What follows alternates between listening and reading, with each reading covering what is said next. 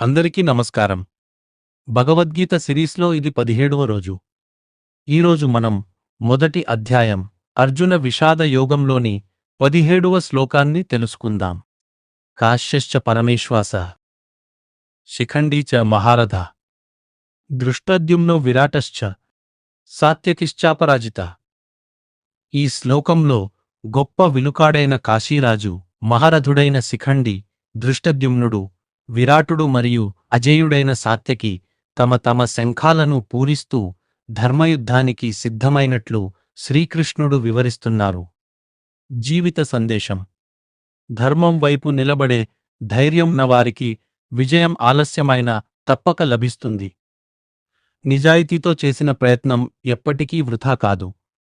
మన జీవితంలో కూడా ఎన్ని అడ్డంకులు వచ్చినా ధర్మం మరియు నిజాయితీని విడిచిపెట్టకుండా ముందుకు సాగితే విజయం తప్పకుండా మనల్ని చేరుకుంటుంది. శ్రీకృష్ణ పణమస్తు. రేపు మళ్ళీ 18వ శ్లోకంతో కలుద్దాం.